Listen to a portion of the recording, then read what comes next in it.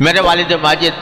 حضرت مولانا مفتی محمد شفیع صاحب رحمۃ اللہ علیہ، اللہ تعالیٰ ان کے درجات بلند فرمائے، انہی کا یہ سب فیض ہے جو آپ دارالعلوم کی شکل میں دیکھ رہے ہیں،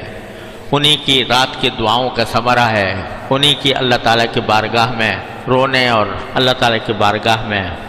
گڑ گڑانے کا ثمرہ ہے جو آپ دارالعلوم کی شکل میں دیکھ رہے ہیں، اور دارالعلوم کی شکل ہی میں نہیں بلکہ معارف القرآن کی شکل میں، جواہر الفقہ کی شکل میں، فتاویٰ کی شکل میں اللہ تبارک و تعالیٰ نے ان کا فیض پھیلایا۔ انہوں سے میں نے براہ راست سنا، فرماتے تھے کہ میں جب رسول کریم سرور دو عالم صلی اللہ علیہ وسلم کے روضہ اقدس پر حاضر ہوتا ہوں تو مجھے لوگ تو چاہتے ہیں کہ جو روضہ اقدس کی جالی ہے اس سے جتنا قریب ہو کر سلام عرض کر سکیں کریں، لیکن مجھے ہمت نہیں پڑتی روضہ اقدس کے جالیوں کے قریب جانے کی ہمت نہیں پڑتی، اس واسطے میں پیچھے کھڑا ہو کر، ایک ستون ہے وہاں پر، میں نے ہمیشہ حضرت والد صاحب رحمۃ اللہ کو دیکھا کہ اس ستون کے پیچھے کھڑے ہو سلام عرض کرتے تھے، لوگ آگے ہوتے تھے اور وہ پیچھے کھڑے ہو کر سلام عرض کرتے تھے۔ تو فرمایا کہ ایک دن مجھے خیال آیا کہ تم کتنے محروم ہو کہ لوگ تو رسول کریم صلی اللہ علیہ وسلم کے اتنے قریب چلے جاتے ہیں، جالیوں تک چلے جاتے ہیں، اور تمہیں ہمت ہی نہیں پڑتی آگے بڑھنے کی، رسول کریم صلی اللہ علیہ وسلم کا اتنا قرب جو ممکن ہے وہ بھی حاصل نہیں ہو پاتا۔ یہ خیال آ رہا تھا دل میں، تو ایک آواز محسوس ہوئی کہ جیسے کوئی فرما رہے ہیں سرکار دو عالم کہ جو شخص ہماری سنتوں پر عمل کرتا ہے وہ ہم سے قریب ہے چاہے ہزاروں میل دور ہو، اور جو شخص ہماری سنتوں پر عمل نہیں کرتا وہ ہم سے دور ہے چاہے ہماری جالیوں سے چمٹا ہوا ہو۔ نہیں بلکہ یہ فرمایا کہ آواز یہ آئی، کہہ دو کہ جو ہماری سنت پر عمل کرتا ہے وہ ہم سے قریب ہے چاہے ہزاروں میل دور بیٹھا ہو، اور جو سنت پر عمل نہیں کرتا وہ ہم سے دور ہے چاہے ہماری جالیوں سے چمٹا ہوا ہو۔ چونکہ یہ فرمایا گیا تھا کہ کہہ دو، تو اس کا مطلب یہ تھا کہ آپ نے حکم دیا ہے کہ لوگوں تک یہ بات پہنچائی جائے۔ تو حضرت والد ماجد رحمۃ اللہ علیہ جلسوں میں، بیانات میں اس کو بیان کرتے تھے، لیکن اپنا نام نہیں لیتے تھے، کہتے تھے کہ ایک زائر کو روضہ اقدس پہنچنے کے بعد یہ آواز محسوس ہوئی کہ یہ کہا جا رہا ہے، تو یہ پیغام پہنچایا نبی کریم صلی اللہ علیہ وسلم کی طرف سے۔ اور حقیقت میں یہ پیغام، یہ تو ایک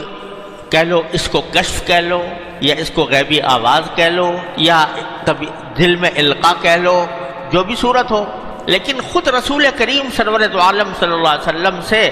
براہ راست سند صحیح، سند متصل کے ساتھ یہ بات ثابت ہے۔ تو وہی بات حضرت والد ماجد رحمۃ اللہ علیہ کے اوپر منکشف ہوئی ایک غیبی آواز کی شکل میں، اور حقیقت حال یہی ہے۔ اگر فرض کرو ایک آدمی پاکستان میں رہتا ہے، ساری زندگی کبھی اس کو روضہ اقدس جانے کا موقع نہیں ملا، اپنے وسائل نہیں تھے کہ جس کی وجہ سے وہ جن کی بنیاد پر جا سکے، نہیں گیا، لیکن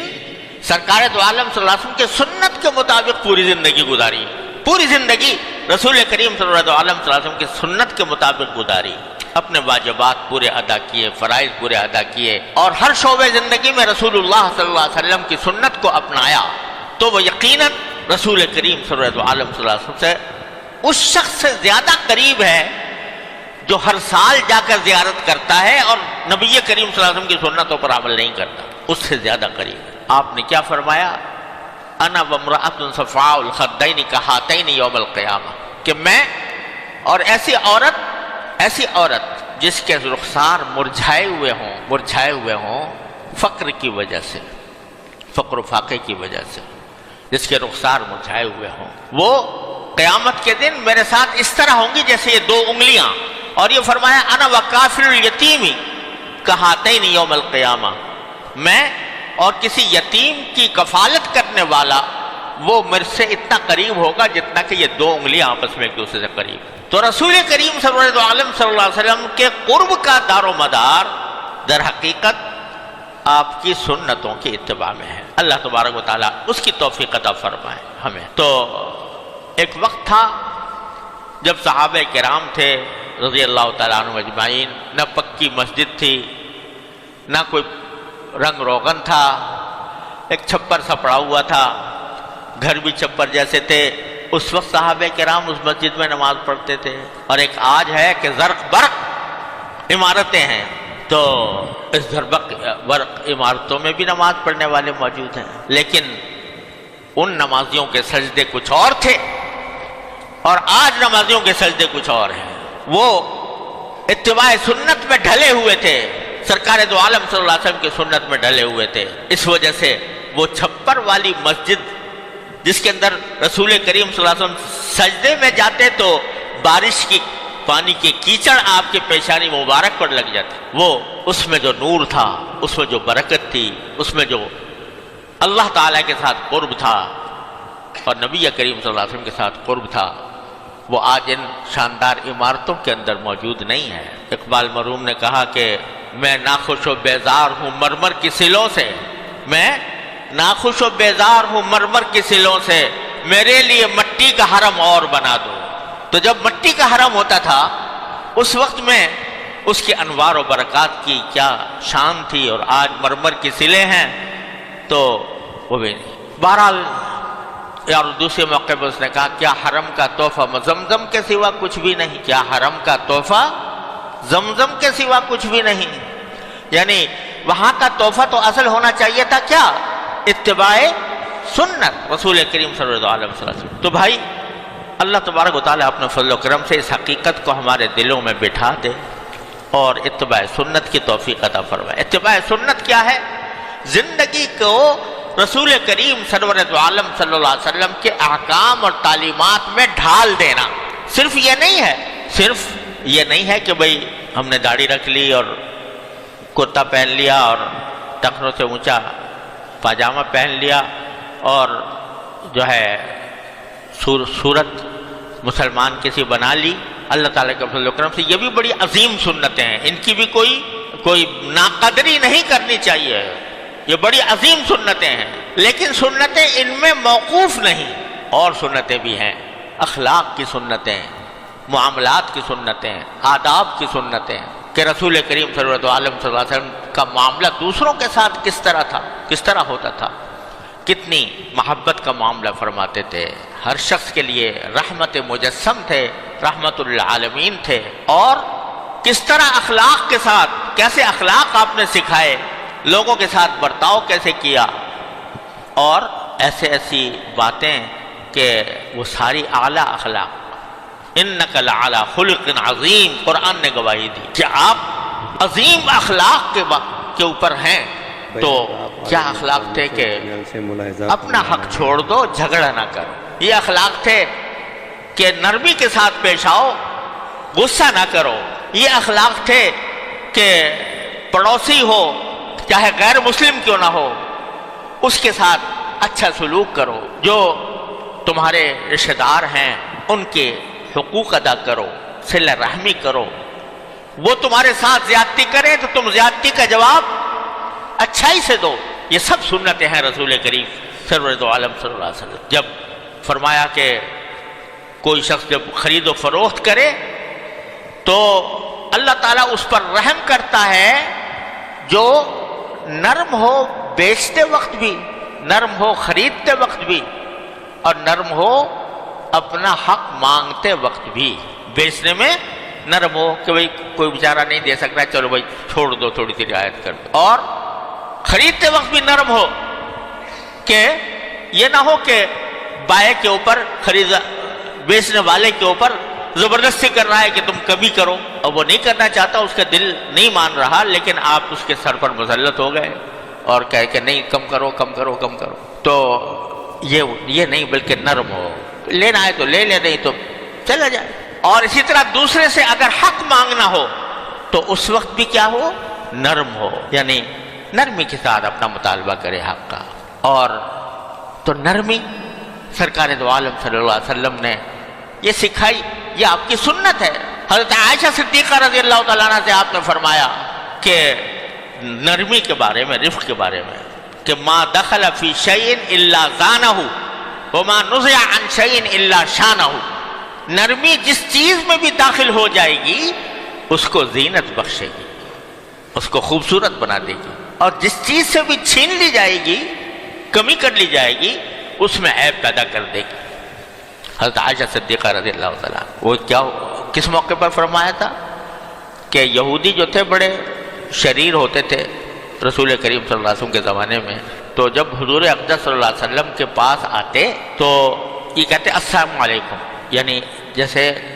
کہنے کو دکھا رہے ہیں کہ ہم السلام علیکم کہہ رہے ہیں، لیکن وہ لام کو بیچ میں سے کھا جاتے تھے، السلام علیکم کہتے تھے. اب سام کے معنی ہوتا ہے موت، سلام کے معنی تو ہے سلامتی، اور سام کے معنی موت، تو ایک طرح سے بد دعا دیتے تھے. تو ایک مرتبہ جبکہ ابھی پردے کے شاید احکام نہیں آئے تھے، ایک یہودی آیا اور اس نے رسول کریم صلی اللہ علیہ وسلم سے کہا کہ السلام علیکہ، یا السلام علیکم. حضرت عائشہ سن رہی تھی، تو حضرت عائشہ نے جواب میں فرمایا اس کے کہ علیک السلام واللعنہ، تمہارے اوپر موت ہو اور لعنت ہو اللہ تعالیٰ کی. اس موقع پر رسول کریم صلی اللہ علیہ وسلم نے فرمایا کہ اے عائشہ سختی نہ کرو، سخت جواب نہ دو. کہ یا رسول اللہ انہوں نے کھلم کھلا یہ آپ کو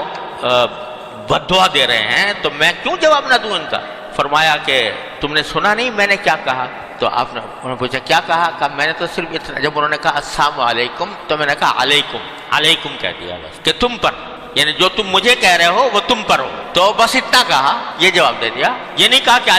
علیکم السلام واللعنہ. تو اس موقع پر فرمایا کہ عائشہ نرمی جس چیز میں بھی داخل ہوگی اسے زینت بخشے گی، اس کو مزین کر دے گی، خوبصورت بنا دے گی، اور جس چیز سے نکال لی جائے گی نرمی اسے وہ عیبدار بنا دے گی. لہذا معاملہ جس کے ساتھ بھی ہو نرمی کا معاملہ کرو. اب یہ یہودی ہے اور کافر ہے، حضور اقدس سورۃ عالم صلی اللہ علیہ وسلم کے پاس کھڑے ہو کر کھلم کھلا وہ آپ کی ساتھ بدتمیزی کر رہا ہے، اس پر بھی رسول کریم صلی اللہ علیہ وسلم نے یہ نہیں فرمایا کہ عائشہ یہ تمہارا کہنا صحیح ہے، بلکہ اس کو آپ کو نرمی کی تلقین فرمائی. تو ایک مسلمان جو ہے وہ اس کا اتباع سنت کا تقاضا یہ ہے کہ ہر معاملے میں وہ نرمی دکھائے. رحماء بینہم اشداء علی الکفار رحماء بینہم. صحابہ کرام کی تعریف میں اللہ تعالیٰ نے فرمایا کہ کفار کے مقابلے میں جب جنگ ہو جائے تو سخت ہیں، لیکن آپس میں رحماء بینہم، ایک دوسرے کے ساتھ رحم کا برتاؤ کرنے والے ہیں. دوسرا زیادتی کر رہا ہے وہ اس کے ساتھ ہے، لیکن میرا فرض یہ ہے کہ میں سنت کی اتباع میں اس کے ساتھ نرمی کا برتاؤ کروں اور اس کے ساتھ صلہ رحمی کروں. یہ ہے اتباع سنت. آج کل ہم نے اتباع سنت چند چیزوں کے اندر محدود کر لیا ہے، تو خوب سمجھ لو کہ